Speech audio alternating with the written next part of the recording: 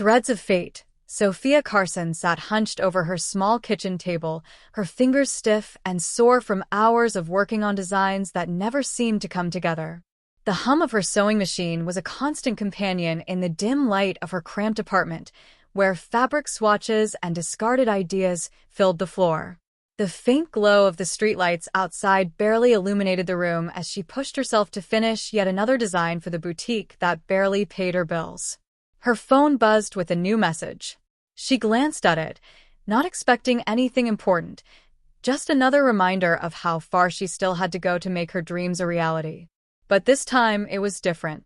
The email was addressed to a fashion mogul she had only heard about in hushed tones, the elusive Alexander Hawk, CEO of Hawk Couture, a name that struck fear and awe in the fashion industry.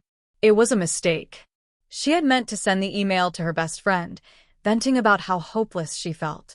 But instead, she'd sent it to Alexander Hawk, confessing her frustrations, her struggles with her career, and her dreams of breaking into the fashion world. For a moment, she sat frozen, staring at the screen. She almost deleted it, but something inside her told her to leave it. Maybe this time, a mistake might be the break she needed. To her shock, the response came quickly.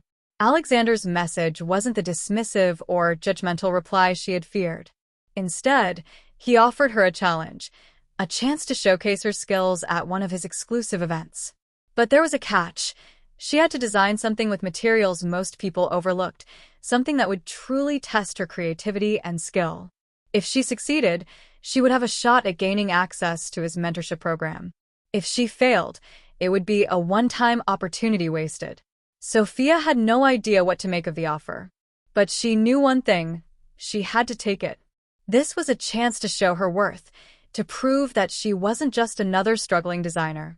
For the first time in a long while, she felt a spark of hope. The next few days were a blur of anxiety and determination. She worked tirelessly, tearing through her fabric stash, sketching and sewing, and discarding more ideas than she cared to admit. Her small apartment became a war zone of half-finished garments and discarded materials. But nothing felt right. The pressure mounted as the deadline loomed. She was running out of time, and the fear of failing was suffocating her. Finally, after hours of struggle, she put the finishing touches on her design, a piece that was nothing like anything she had created before. It was bold, it was unconventional, and it was a reflection of everything she wanted to say about the fashion world: authentic, raw, and true to herself.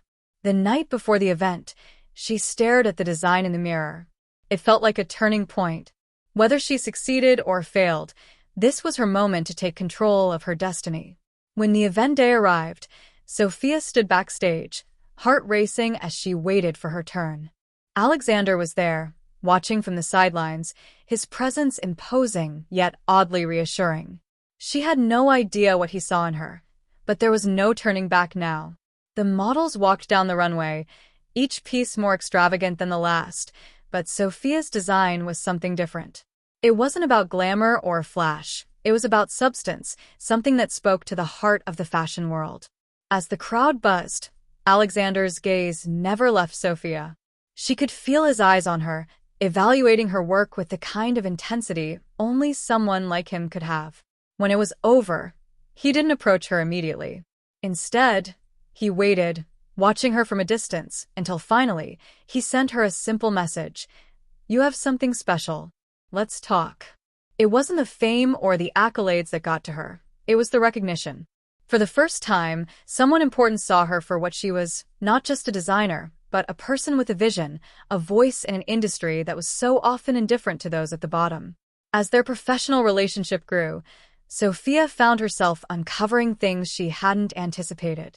There were cracks in the foundation of Hawk Couture, financial irregularities, suspicious transactions, and hidden agendas. At first, she thought it was just part of the industry's complexity, but as she dug deeper, she realized she was in the middle of something much larger, a web of corporate corruption that had been running beneath the surface for years. Conflicted, Sophia confronted Alexander. She didn't want to be just another pawn in a game of power and manipulation. But Alexander, calm and measured, explained his reasons for involving her. He needed someone who wasn't afraid to see the truth, someone who could help him uncover the rot at the heart of his empire. And despite the risks, he trusted her more than anyone else. The more she uncovered, the more she realized the extent of the betrayal within the company. But she also saw something in Alexander, a man who had built his empire not through ruthless ambition, but out of necessity. He wasn't a villain. He was a man trying to save something he had built, even if it meant tearing it all down. Together, they devised a plan. It was risky, but it was the only way to expose the corruption and save Haute Couture from destruction. With the help of a trusted forensic accountant, they began to pull at the threads, uncovering financial misdeeds and hidden accounts. Every day felt like a race against time as they built their case against the people who had been siphoning funds and sabotaging the company from within. Sophia's skills as an auditor became invaluable, and her relationship with Alexander evolved into something more than just professional. She wasn't just his business partner anymore. She was someone he had come to trust with his secrets, his fears, and his hopes for the future. In the final showdown, as they confronted the chief financial officer, Vincent Harmon, it became clear that the battle wasn't just about saving the company, it was about taking back control of their own futures. Vincent, arrogant and sure of his position, thought he could outsmart them, but he underestimated the power of truth and the resolve of two people who had nothing left to lose. The press release went live, and the story of the corruption at Haute Couture broke wide open. The board was blindsided, and Vincent was exposed for his crimes.